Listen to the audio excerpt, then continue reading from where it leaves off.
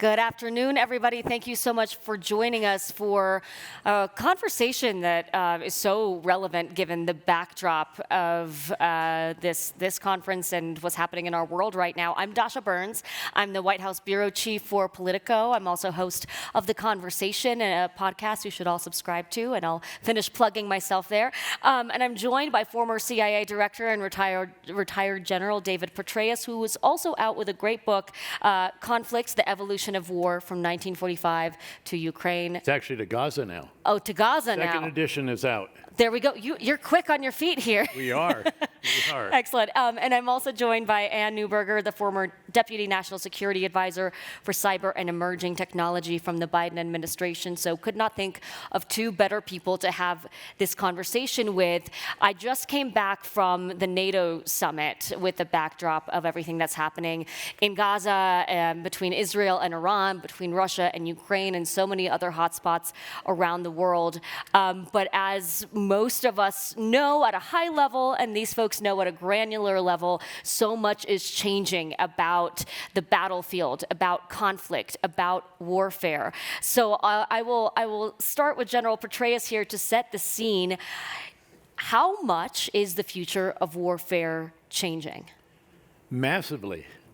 I actually thought you might ask this question. And He was a little prepared. I tried to put my thoughts together. But first, a privilege to be here with Dasha, and she agreed no enhanced interrogation techniques. And Ann, we'll do that demo in a tent later on. Who has been such an extraordinary public servant at NSA. Got to know her there when I was in final years in uniform and at the agency, and then watched her with great admiration at the White House. But warfare is in the midst of massive change.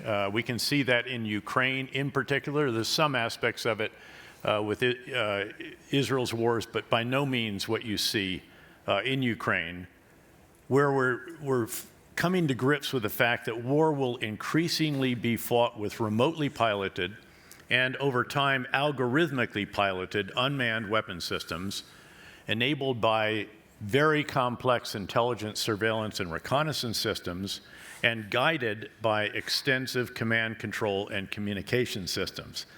They will be fought in all domains simultaneously: ground, sea, air, subsea, outer space, cyberspace, as well as in the information spaces of traditional media and social media. Humans will still be central to all of this, and they will need the ability to understand the complexities and dimensions of future war, aided in every case and in every aspect and task by AI and machine learning, and able to adapt and change as situations require. There still will be an enormous, always the enormous premium on strategic leadership, that at the very top, that above all else has to get the big ideas, the strategy right, and then has to communicate the big ideas effectively, oversee the implementation of the big ideas, and determine how they need to change to be refined and adapted as the context evolves. And it is evolving at machine speed, as we see in Ukraine, so that the process of strategic leadership can be carried out again and again and again. Now, as we think about the paramount importance for the leader at the top to get the big ideas right, let's remember that it took the U.S. 13 years to get the big ideas right in Vietnam, 8 years in Afghanistan, and then 1 more year to get the inputs right to enable the big ideas, and they didn't stay right for very long. That the big ideas required to pull Iraq out of a vicious Sunni-Shia civil war were 180 degrees different from what we were doing before. That's change management at its ultimate. And that the big ideas in Gaza, where the Israeli Defense Forces are waging a counterterrorism campaign, clear and leave, against what now is an insurgency, should be clear, hold, build. That's not adequate for that campaign either.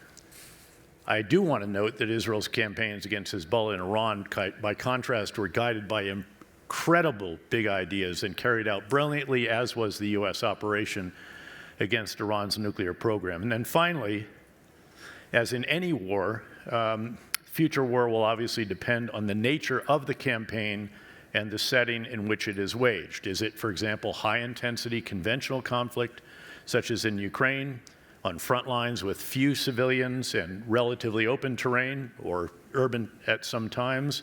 Or is it irregular warfare, that we see in densely populated areas in Gaza, where Israel's enemy Hamas now is in essence an insurgent force employing guerrilla warfare tactics and fighting among the people rather than fighting as conventional companies, battalions, and brigades.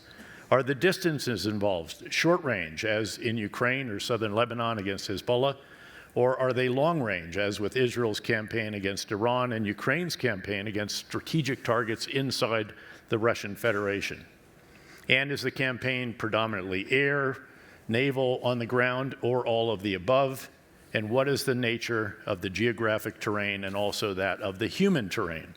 All of these factors matter, but at the end of the day, the trend is still toward unmanned systems rather than manned ones. And the sooner that the U.S. in particular recognizes this and begins transforming a force that, very simplistically put, is a small number of very large platforms, especially at sea, but also on the land and in the air, very heavily manned, exquisitely capable, unbelievably expensive, and increasingly vulnerable to a future force, much of which is going to be a massive number of unmanned systems, either remotely piloted or over time algorithmically piloted, that are less vulnerable, much smaller, less costly, but still very effective.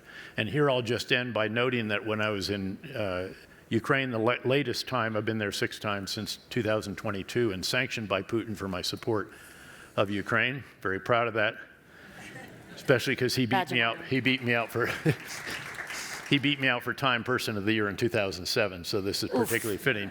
But the last time I was there, I was talking to the overall commander of Ukrainian forces, General Syrskyi, and I asked him, how many drones did you employ yesterday against the Russians?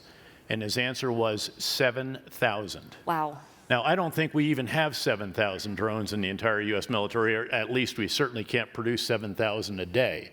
They're producing 3 to 3.5 million drones per year. Extraordinary. This is a country that has no navy as we would know it, surface combatants, and yet has sunk 1/3 of the Russian Black Sea Fleet. How did they do it?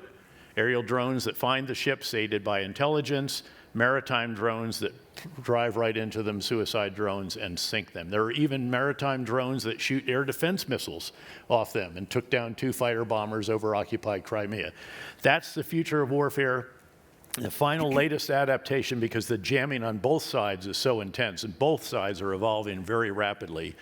The latest adaptation is that because they can't maintain control of their drones, they can't keep a GPS signal, Starlink, whatever, they now are spooling out little tiny fiber optic cable behind them. And again, this is on a scale of thousands per day.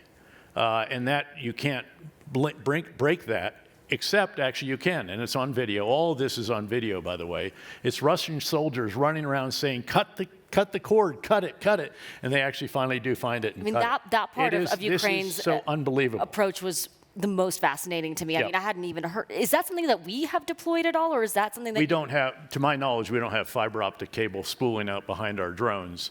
Should we? Of course we should. Yeah. No. Again. Now, but remember one facet of this that I said. It really depends on that particular context. Is it short range, long range? Is it urban, desert? Is it, all of these matter, but the commonality in the future of warfare is that so much more is going to be done with unmanned systems, whether remotely or algorithmic, and increasingly it's going to be algorithmically piloted, and they will be under the sea, on the surface of the sea, in the air, on the ground, in cyberspace, the equivalent already there actually, and even in outer space, and then of course also in the media network, in social media, conventional media, and so forth. Well, that brings me to my next question, which is, and I would like both of you to respond to this. Where is the U.S.? Where do we fall on the spectrum of how quickly we are developing and preparing ourselves for this future of warfare compared to all of the other actors that are in that race right now? In general, I would love for you to speak I'll to start, this, but then and then I'll I'd let love her for you grade to my speak to work. the AI Sure. piece of it Yep. as well. Yeah.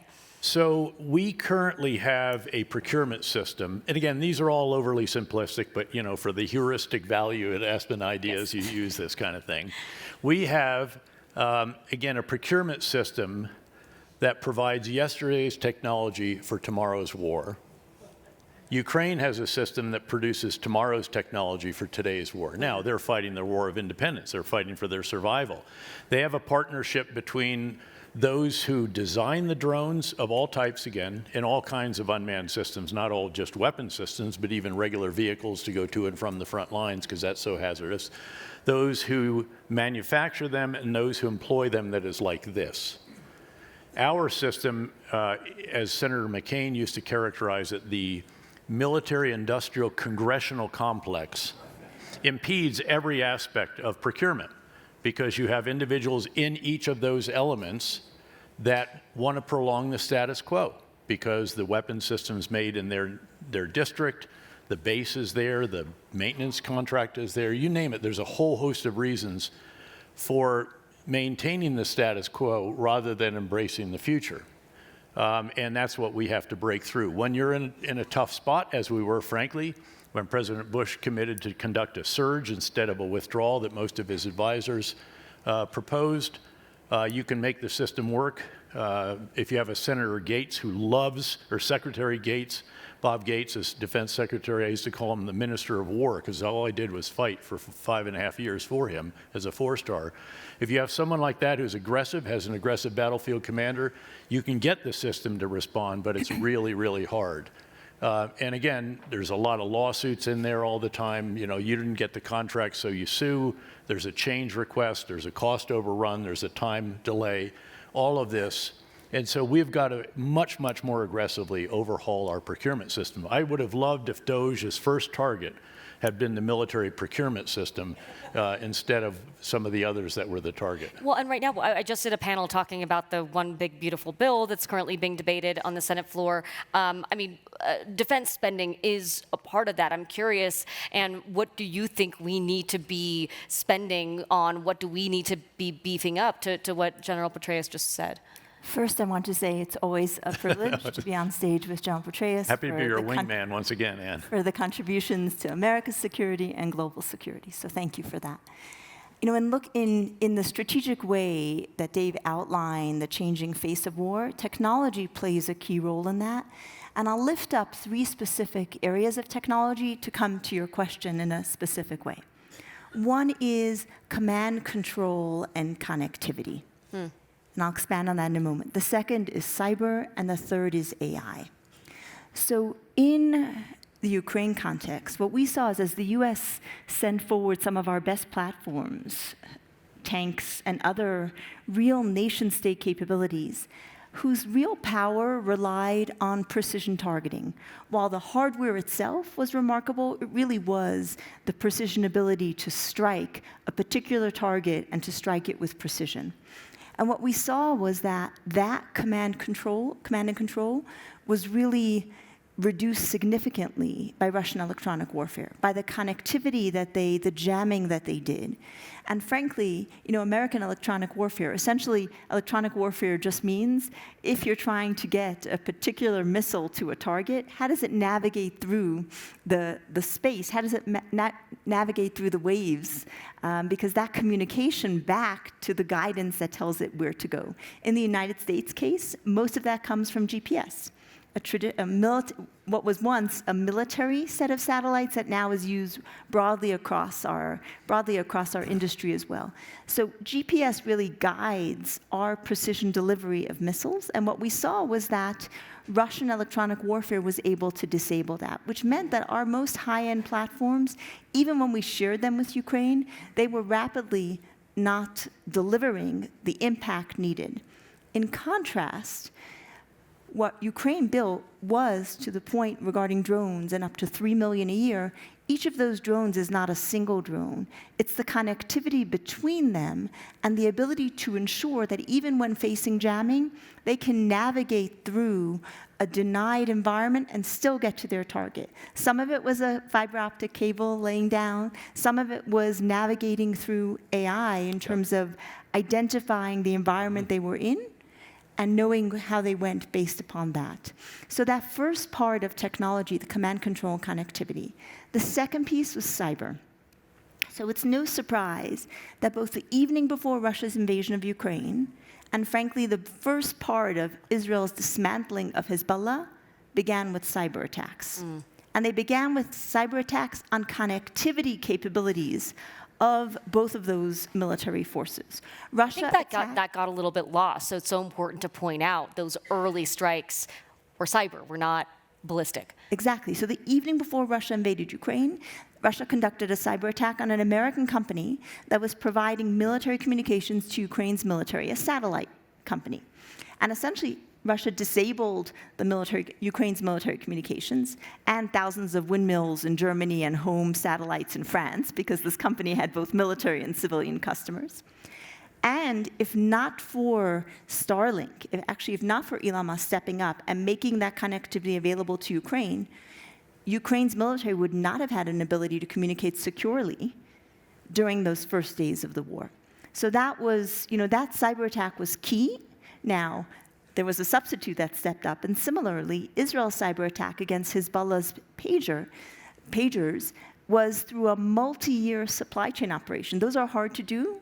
I've guided those kind of operations. They take a lot of years, Especially a lot of luck. Scale like they did. So I think it's unprecedented. Exactly actually. Right. Yep. So they disabled their communications, and the last piece of that technology piece is artificial intelligence, right? So when you think about, for example, Israel's Iron Dome, that Iron Dome has defended the country against hundreds of missiles, Iranian, Houthi, Hamas, of different levels of precision. In some cases, missiles have gone through because it's a learning system. It's continuously adapting to the scale of attacks, to new types of weapons. When Iran used a new type of cluster missile, it got through Israel's defenses. But the core part of the system is actually the software that determines what's coming, at what angle, where is it going, and launches interceptors based upon that.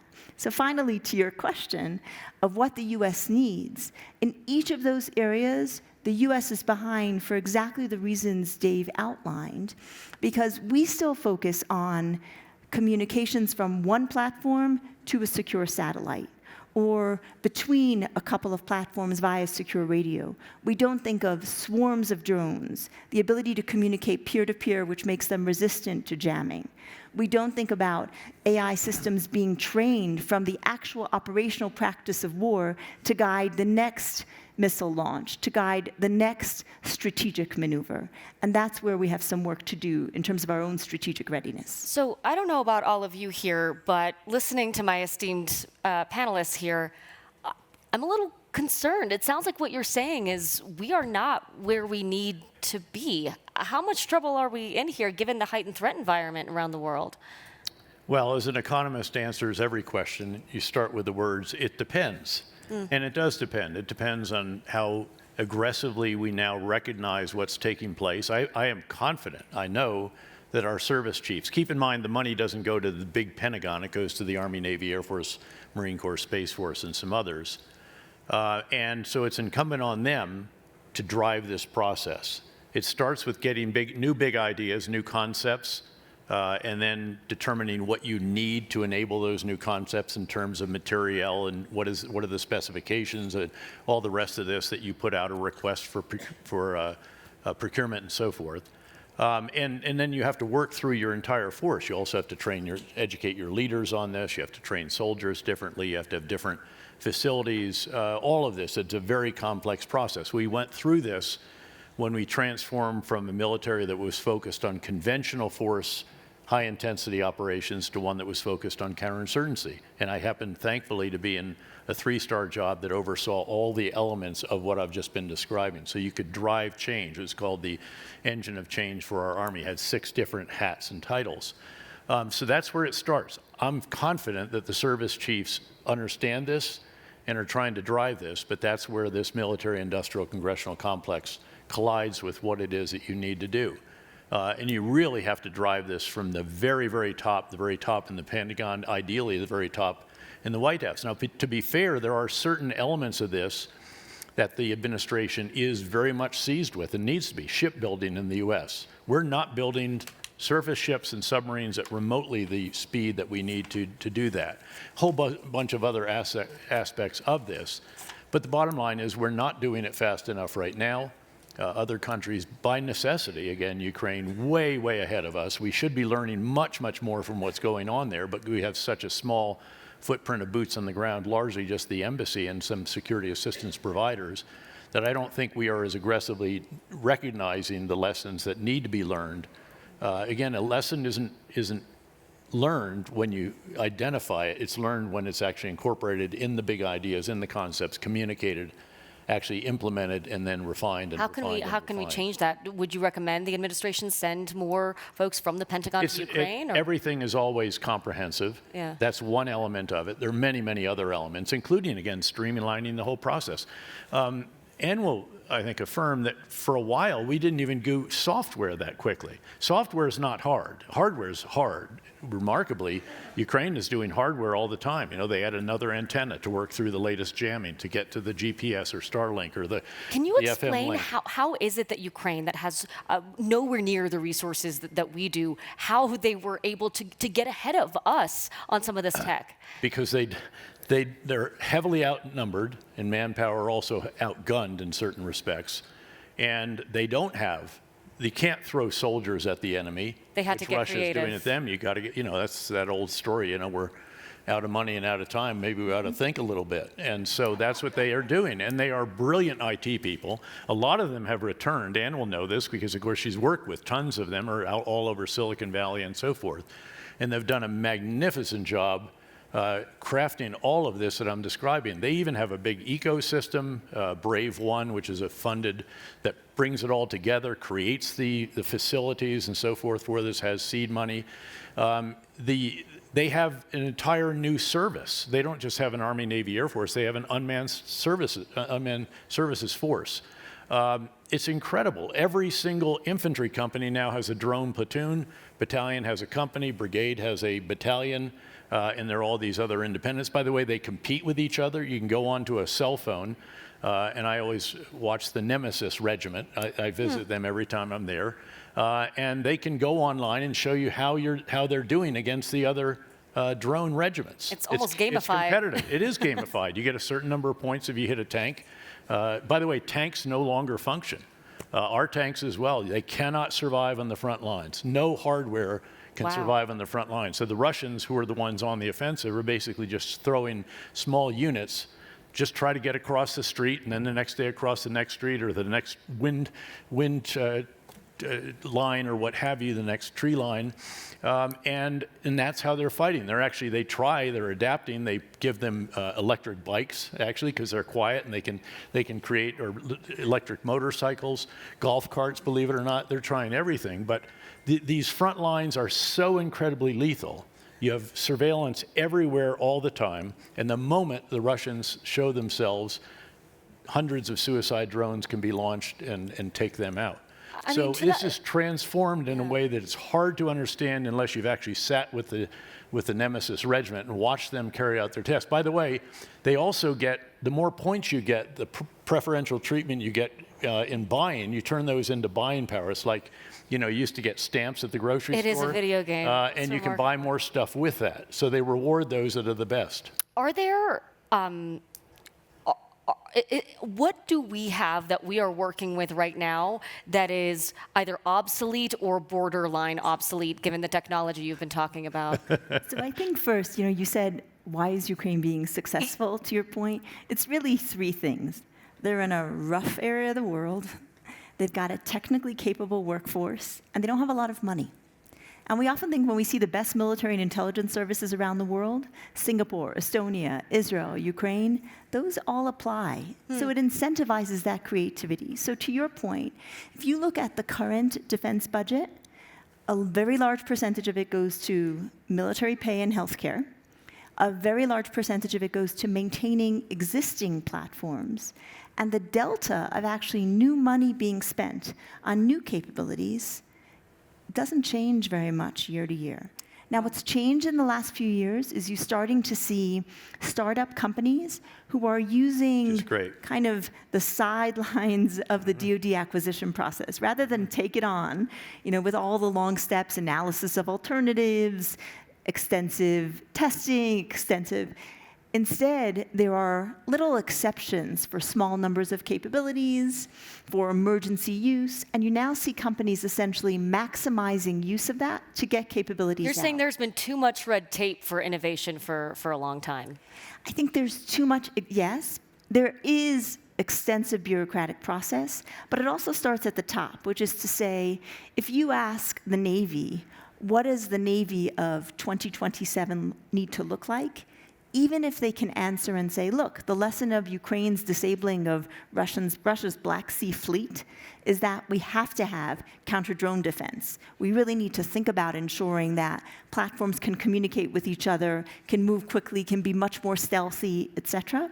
The ability to actually change procurement to achieve that is very, very difficult because of the congressional factors we talked about, and because the system, and I think this is really the key thing, the system is really primed to reduce risk, not to take risk. Individuals who are program managers, if they spend money on a product that then practice comes and it's 70% of the requirements, but it works at what it's supposed to do, it's measured against this list of requirements that doesn't necessarily reflect the war that's being fought today. Do you think that first step that you talked about of even asking the question and having an answer, what is the Navy, what is the Army of 2027, 2028, do you think that conversation is even happening enough within our military complex right now? I think it's happening. I'm not sure it's always arriving at the right answer. I know that, again, the surge in Iraq was a desperate moment. We were losing in Iraq. You have a president who's staking his legacy on again, a larger contribution and a new commander and ambassador.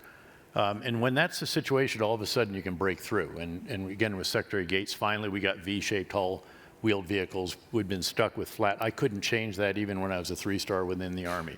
We couldn't get all the drones that we needed. And in part because the conception of that service of itself was still a manned fighter with a scarf over the shoulder, even though, of course, you got a plexiglass over you. So you have to break out of that. I do believe that the service chiefs right now understand what the future will look like, should look like, what their forces should look like, but they have these ball and chains that keep pulling them back to the existing platforms, again, because of incentives for those who are involved in this process. It's by no means just Congress, although it is often.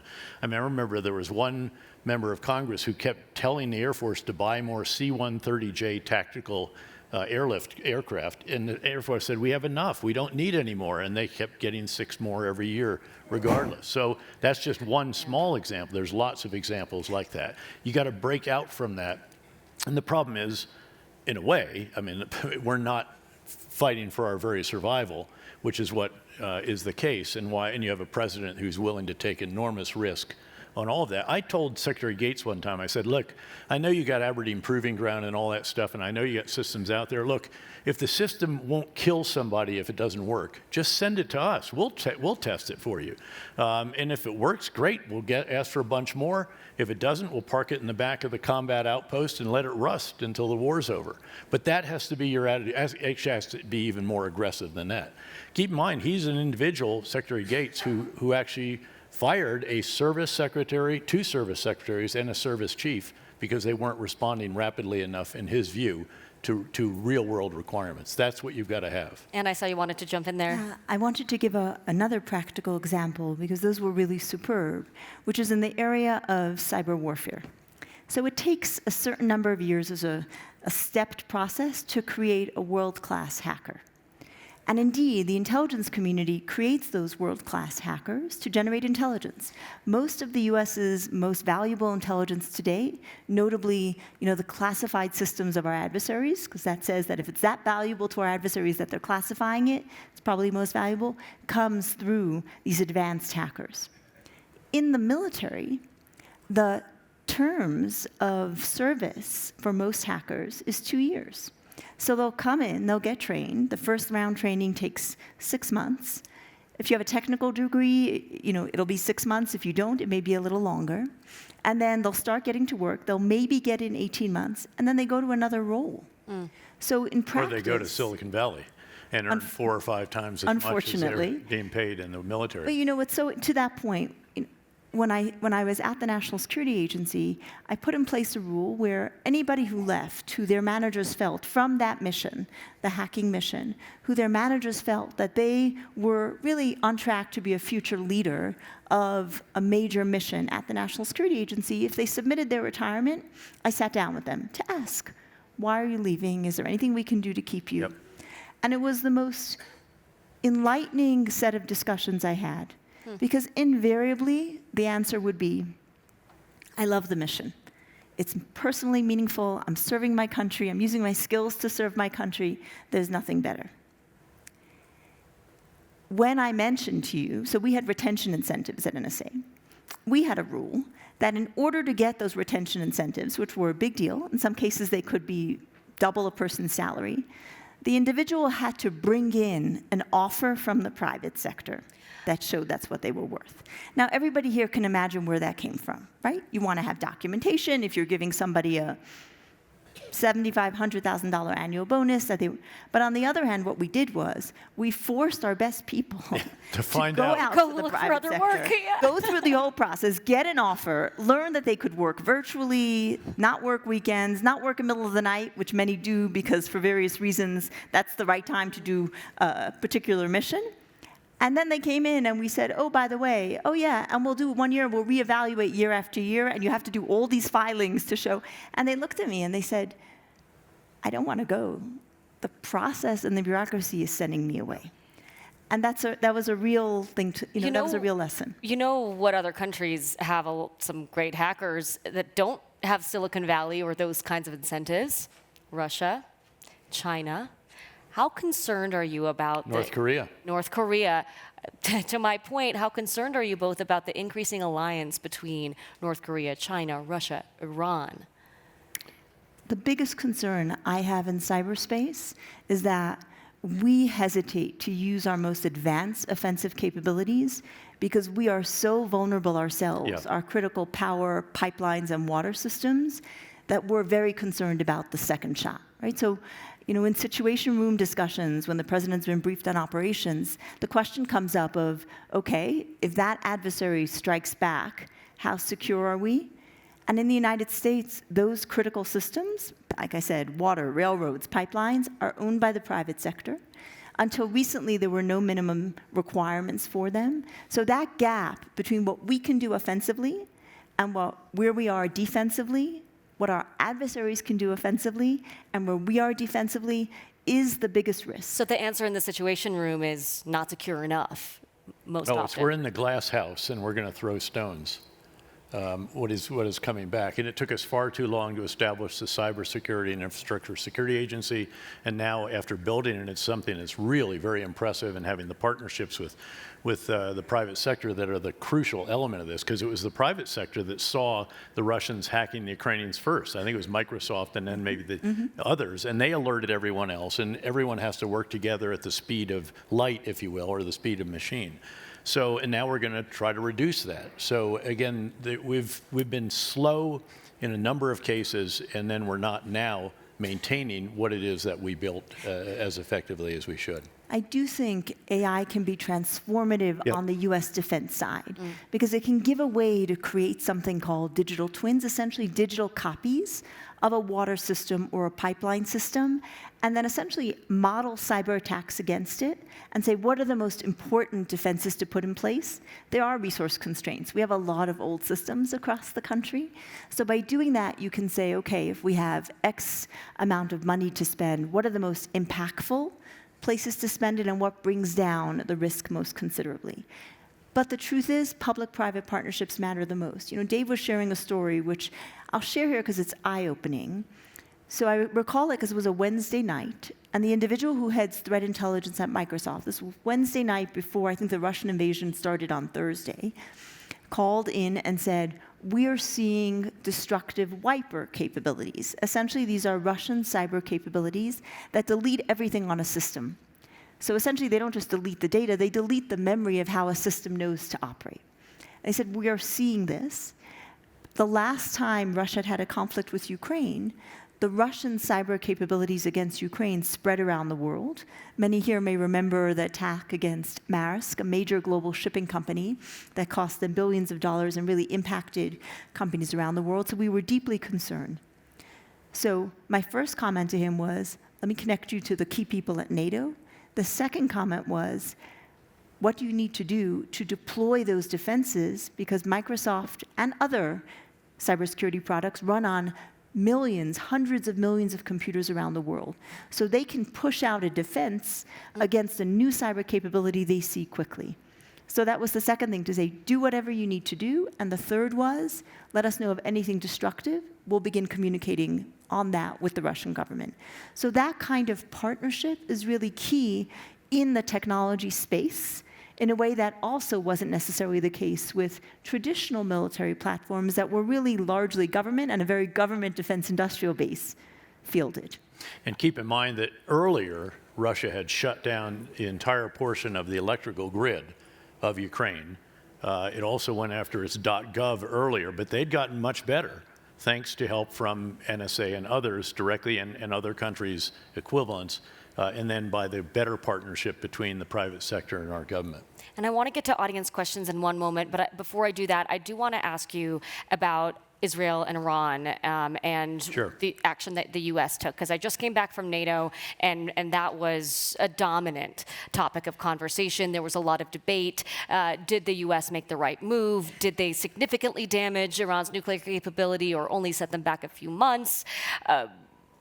I would love your expert assessment on, Sure. on what happened. So what the U.S. did, actually if you put Israel and the U.S. together, was essentially to implement the plan that the U.S. Central Command developed when I was the commander of CENTCOM after the September 2009 public revelation about the enrichment facility inside the deeply buried mountain at Fordo.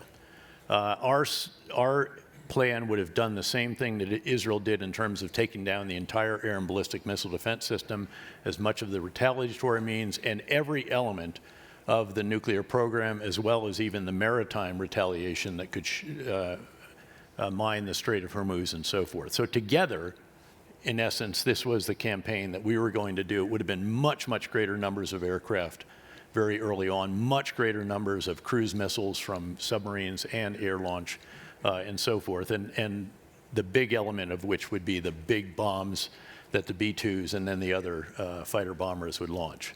I thought what the Israelis did was incredible, really brilliant. I can't remember a case when we even had an exercise that was remotely as large without at least a couple of aircraft going down for maintenance, you know, while flying.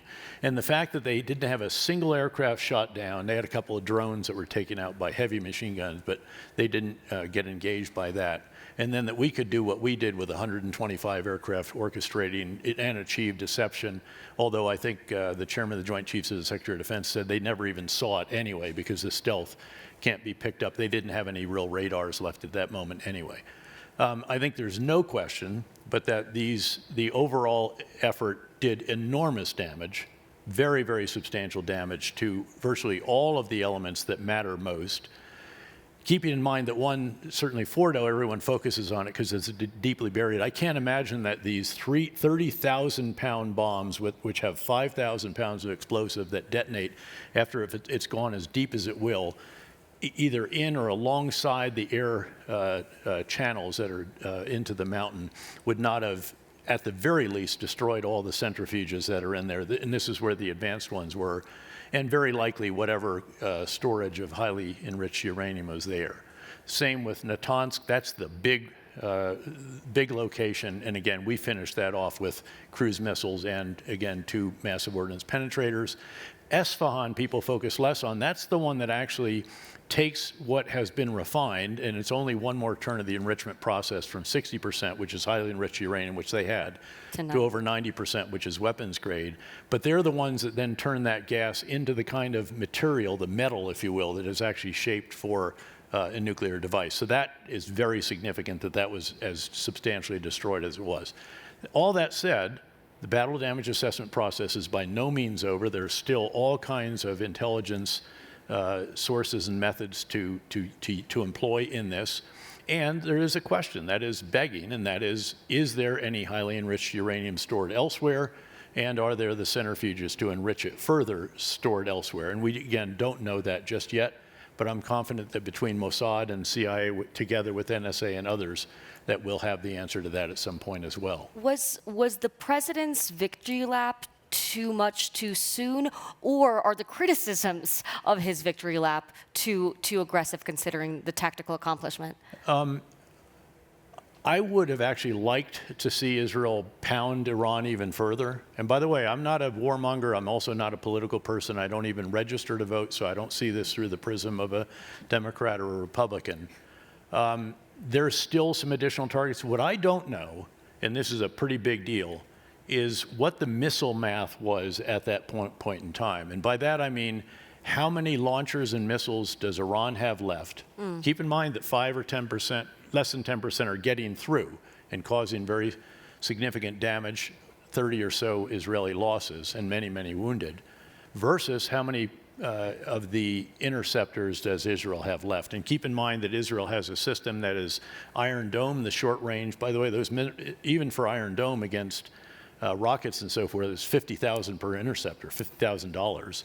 Then they have Arrow 2 and Arrow 3. These are the more strategic ones, taking out a lot of the missiles. And then we have the terminal high altitude air defense system on the ground as well, plus destroyers with Patriots on them. The question is, again, what's the math here? And I don't know if that math was what actually led Prime Minister Netanyahu in particular to say, we've met our objectives and let's go on from here. I hope that given the extraordinarily weak position in which Iran finds itself, despite their declarations of victory and all this other nonsensical rhetoric, that we will insist. This is ultimatum time. You are going to dismantle your entire nuclear program.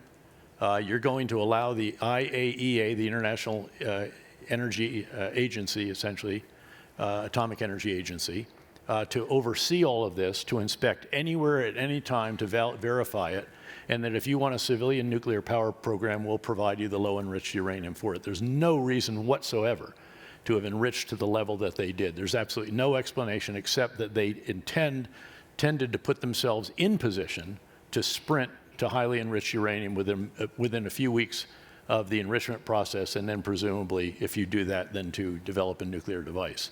And then I think we should have some limits on their missile systems as well.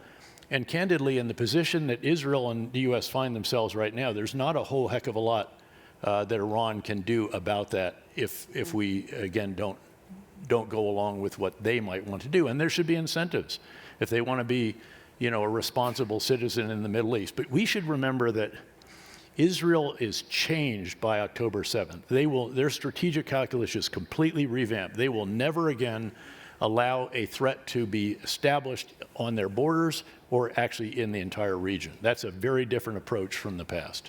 And I know there are a lot of eager people excited to ask you all some questions here. So we'll do some audience questions now. Gentleman in the light blue polo right here, and the glasses. Thank you. Is that on? If I can squeeze in two quick questions. One, how far are we from fully autonomous air warfare, meaning sending out a drone and saying, go find a non-combatant target and take them out without a specific assignment?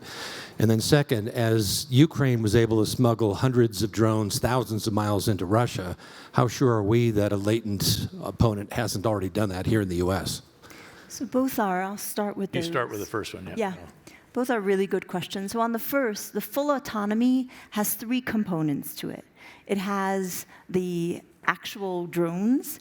It actually has the AI training piece, because it can't rely on GPS. We know there's too much denial. So it has to have the ability, either by its own navigation or by having been trained on the environment in which it's operating, to find its way to the target and to operate through that piece. And the final thing is the data upon which that training happens. So all three of those then must be brought together to deliver capability. There are initial pilot capabilities trained on environments where we have adequate data. So when you think about, for example, portions of Russia, one can imagine that deep inside Russia, there is limited data. You have Google Maps, you have some commercial imagery, you have some classified imagery, but the ability to actually train data enough so that a drone can make its way and navigate is still a work in progress. Initial capabilities there. To the second point, I think the defensive aspects of protecting against drone swarms is a big wake-up call for the US. I think right now if you go to a sports event and you see that your phone doesn't work, that's because one of the early ways is just essentially jamming the communications as one way of creating a defensive dome around a given sports event. But more and more you have companies jumping in to the defensive side, because with all of these technologies, it's a constant battle between offense and defense. One gains an ahead, usually on offense because it's easier. Defense catches up. For a period of time, they're equivalent, and then offense jumps ahead again. So I think you're going to continuously see that rapid speed of innovation be something that we need to learn to adapt to, whether in homeland security or in our military capabilities. In the future, I think there's going to be a drone defense against every stadium, almost prisons. I think you'll see all of this, but it's not going to be the kind of traditional iron gun defense. It's going to be high-powered microwave and high-powered lasers. And both of those are competing with each other right now. The high-powered microwave will just knock everything down. The problem is the range isn't as much as you'd like to have it, especially over broad urban areas. Lasers, again, coming on very fast. Israel now actually has acknowledged that it has a laser system as part of now the overall air and ballistic missile defenses that, again, include Iron Dome, Arrow, and so forth. And I would just note that the laser systems matter a great deal because of the cost. Yeah. They're cheap versus interceptors where... Yes. Yeah. High-power microwave is Gentleman in the millicents. beige blazer there. Right over here. If you could keep your hand up. Keep your hand up. Yeah. Thank you. Hi. First, I'd like to pay a compliment, if I may, and you're an inspiration. I have a 6- and 9-year-old daughter. They both know your biography, the way you've held to your traditions, your core values, and achieved what you achieved. You're amazing. And then I actually wanted to talk about... I'm just going to say I'm a child of refugees, and every day is repaying a debt I will never repay. Kol hakavod. So to go into anti-drone, I think that's the part of the conversation we really haven't had, because like Anduril's Fury drone system, it probably alludes to what he's saying, where it can autonomously find a target and come back to base. But it's the anti-drone, the laser systems, that's tomorrow's, I think, defense and offense. And even companies like Zero Mark, they just tested on a standard assault rifle a laser system that's a clip-on, that's a drone. It throws off the drones from its target. It completely renders it useless. What are your thoughts on that technology, and which companies are really making an impact there? Because all I've heard is of Zero Mark and then Israel's system where they have the laser systems that's going to be the next Iron Dome, because it's just too expensive to shoot missiles constantly at these cheap missiles coming their way. Do you have any?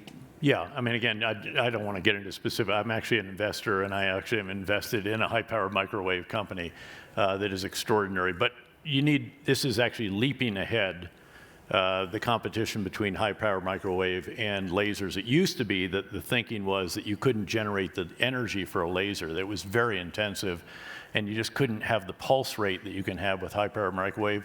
Israel seems to have solved that. Some of the others do as well. This is a place where, again, you want many flowers to bloom, and that's really the key to this. And the traditional constraints to that point in both microwave and laser were, in some cases, if it was a cloudy day, if it was raining, it was hard to have precision. There have been breakthroughs on the technical side of that's enabled them to now be used. As Dave mentioned, Israel's announced they've actually tested laser within the Iron Dome to take out drones. There are some ideas that you can get it to a precision that's safe for soldiers to use, for example, in breaking a lock off a door. But that's an active area that there have been breakthroughs that I think you'll see it in application in the coming months and years. By the way, these breakthroughs are coming from companies that are not the defense primes. Right. And that's what's great to see. The Defense Innovation Unit, there's a number of these different initiatives to try to support them, and that's what we need to do more and more of. And to see Anduril, for example, which is literally building the manufacturing plant before they even have the contract. You don't see that among the big defense primes. And I think we have time for one more. Let's do... All right, a squeaky wheel gets the oil, this gentleman here. Keep your hand up. Keep your hand up.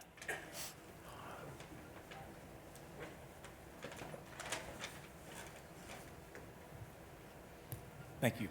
With the increasing reliance on drone and cyber, how do you see the traditional role of the infantry battalion and tank and artillery support changing?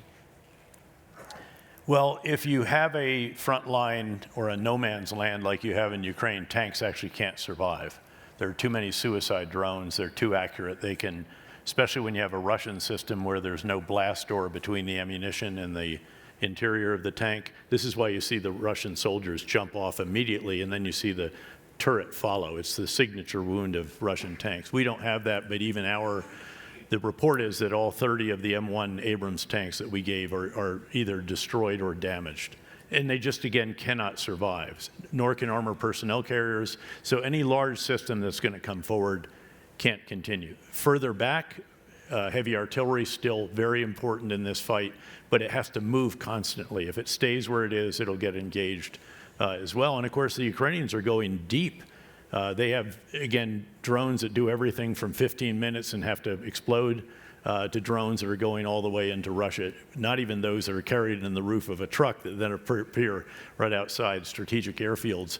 And that Operation Spider's Web, $1 million of drones damaged or destroyed $7 billion worth of Russian strategic aircraft. So, and this will continue to evolve. There will be adaptations, I'm sure. As I mentioned, infantrymen are still key because you still do have to occupy ground to a degree, but they do it differently. They're not doing big trenches anymore either and big belts of defensives. It's actually more small little outposts, and they even flow around them, then the drones police them up, and they retain that territory. But you do have to still have infantrymen. They're still central to this. But their company commanders and their battalion commanders, they have to know how to operate drones as well, because as I noted, instead of maybe the mortar platoon now, which is very short range, you have a drone platoon in a company, but a company in a battalion and so forth. And all of the other weapon systems are being brought in at the tactical level. Electronic warfare, the Russians actually have what's called trench EW. It's right in the positions with the soldiers, jamming whatever it is in the area around it. The Ukrainians have one private company that has made 1 million electronic warfare bubbles. So you can have a bubble for a soldier, a bubble for a vehicle. That's easier because you have an electric system and not just batteries, all the way up to bubbles for entire outposts, combat stations, and so forth. So again, it's all moving forward so very quickly that in one fighting season, you'll see all kinds of action, reaction, and so forth, back and forth. And I think the takeaway is, the gentleman earlier asked about autonomous weapons. That's one category, but really technology enabling humans. Yes. Is the game changer. So I think you'll see more and more, for example, when you think about software-defined radios, constantly, the software has to change consistently according to what's happening in electromagnetic space. So soldiers have to have the basic idea, and now with, frankly, the AI changes in coding, you don't need to be a deep coder to make a quick software update. What changes most is the DoD acquisition processes, for example, that deliver code, compiled code, instead of saying, okay, this intellectual property belongs to this military service, and folks are trained to adapt it on the edge, in the trench, on the battlefield, because that's the only way it'll keep up with the realities of war. And not only are you going to go to algorithmically piloted unmanned systems, you're going to go to AI-written software that is the algorithm that actually pilots the system with a little bit of human input that says, here's what we want to do, here are the conditions the machine should meet to take this particular action, et cetera, et cetera. Oh. And then it's going to be done in swarms, not just individual drones. We are unfortunately out of time. I wish this panel were many hours longer. Thank you for showing us what the future of warfare might look like, and thank you all for joining us. Thank you.